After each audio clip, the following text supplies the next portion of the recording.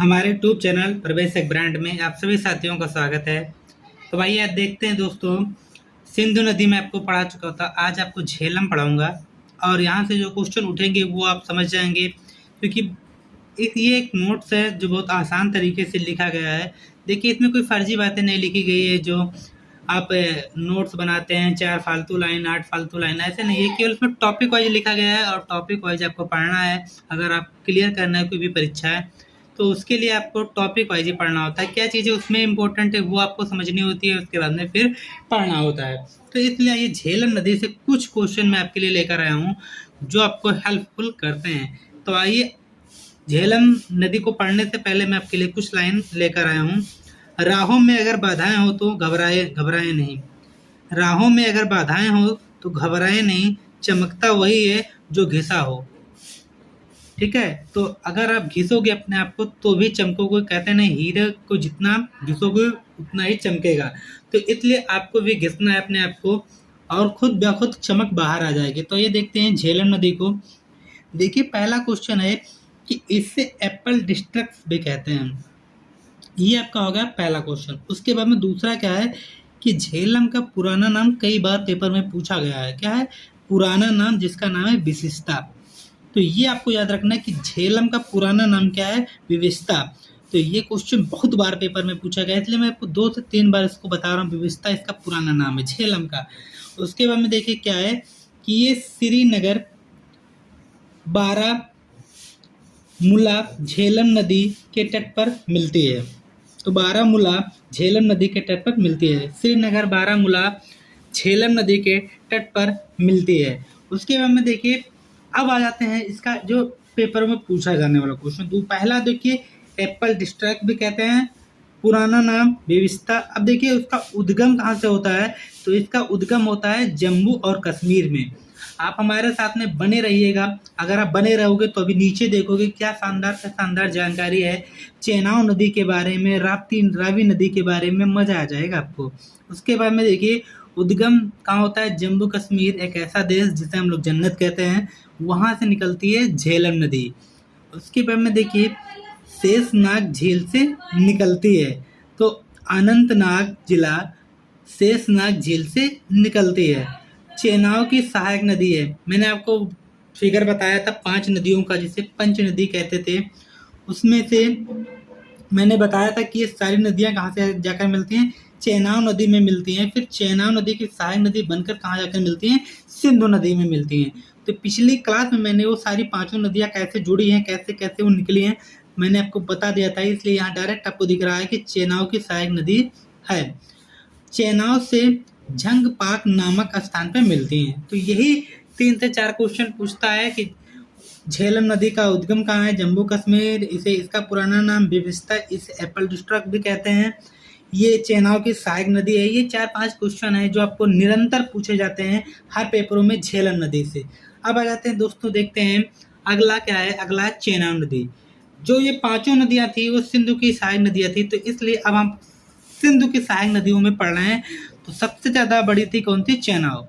अब आ जाते हैं चेनाब पर, और चेनाब से कुछ क्वेश्चन को हम आपको दिखाते हैं। तो चेनाब से क्या क्वेश्चन है, देखिए चेनाब सहायक 3 नदियाँ, मतलब कहने का है कि चेनाब की कितनी सहायक नदियाँ हैं, 3 सहायक नदियाँ हैं। अब देखिए इसका उद्गम आपको पेपर में पूछता है कि ये जो चेनाब नदी है इसका उद्गम कहाँ से होता है, मतलब ये निकलती कहाँ से है दोस्तों। तो ये निकलती है हिमाचल प्रदेश से। कहाँ से निकलती है, हिमाचल प्रदेश से निकलती है। उसके बाद में हिमाचल प्रदेश से निकलने के बाद में बाड़ालाचा दर्रे से निकलती है, मतलब हिमाचल प्रदेश से बाड़ालाचा दर्रे से निकलती है और पाक में मिथन कोट नामक स्थान पर सिंधु नदी से मिल जाती है। तो चेनाब एक ऐसी नदी है वो जो निकलने के बाद में डायरेक्ट किससे मिलती है, वो मिलती है सिंधु नदी से। लेकिन चेनाब से आकर कितनी नदियाँ मिलती हैं, 4 नदियाँ, जिसमें झेलम, रावी, सतलुज और ब्यास हो जाती हैं। लेकिन ये चेनाब की सहायक नदी है और चेनाब से ये मिलकर कहाँ से जाती हैं, सिंधु नदी में प्रवेश करती हैं। तो ये कहा कि पाक से मिथन कोट नामक स्थान पर सिंधु नदी से मिल जाती हैं। उसके बाद में देखिए सिंधु की सबसे बड़ी सहायक नदी कौन सी है? चेनाब। ये मैंने पिछले भी वीडियो में बता दिया है कि ये क्वेश्चन पूछेगा कि सिंधु की सबसे बड़ी सहायक नदी है कौन सी है, तो वो है चेनाब। अब आ जाते हैं दोस्तों, देखते हैं इसकी परियोजनाएं। सलाल परियोजना, बगलिहार परियोजना और दुलहस्ती परियोजना, ये तीनों क्वेश्चन आपके पेपर में पूछे गए क्वेश्चन हैं। ये 3 इसकी परियोजनाएं हैं, सलाल, बगलिहार और दुलहस्ती। इन तीनों को आपको याद रखना है क्योंकि ये तीनों बार बार पेपरों में पूछी गई क्वेश्चंस हैं, तो इसलिए आपको ये याद रखना है। तो इससे आपका चेनाब से ये क्वेश्चन हो गए। अब आ जाते हैं दोस्तों रावी नदी पर। लल्लन टॉप रावी नदी के क्वेश्चन होते हैं, उसको आपको देखते हैं। देखिए रावी नदी का पुराना नाम क्या है? परोसनी। ये भी क्वेश्चन बहुत बार पूछा गया है, 10 से 12 बार ये क्वेश्चन पूछा गया क्वेश्चन है कि रावी नदी का पुराना नाम क्या है, तो ये है परोसनी। क्या है? परोसनी। अब देखिए क्या है परियोजनाएं, तो चामेश परियोजनाएं, उसके बाद देखिए चीन रणजीत सागर परियोजना है। ये नदी हिमाचल प्रदेश के रोहतांग दर्रे से निकलती है। कहाँ से निकलती है रावी? तो रोहतांग दर्रे से, हिमाचल के रोहतांग दर्रे से निकलती है। पाकिस्तान में सराय सिंधु से मिल जाती है। तो ये आपकी हो गई रावी नदी। उसके बाद में देखते हैं, आ जाते हैं यहीं पर आज ही देख लेते हैं ब्यास नदी को। कौन सी नदी है? ब्यास नदी को देखते हैं, जो आपको पढ़ने में मजा आएगा। इसलिए मजा आएगा कि इसका एक चीज आपको दिख रहे होंगे, इसका पुराना नाम क्या है? बिपाशा। क्या है? ब्यास नदी का पुराना नाम, इसे बिपाशा के नाम से भी जाना जाता था या जाना जाता है। निकलती कहाँ से है?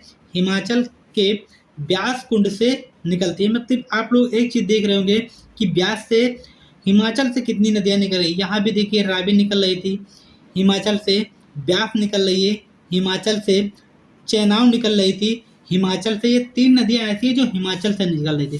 केवल झेलम एक ऐसी नदी है जो जम्मू कश्मीर से निकल रही थी। तो ये आपकी भी फैक्ट हो गई कि 3 नदियां कहाँ से है? हिमाचल से, एक जम्मू कश्मीर से और एक चीन से। तो ये 5 नदियां में कहाँ कहाँ से निकलती हैं ये आपको पता हो गया।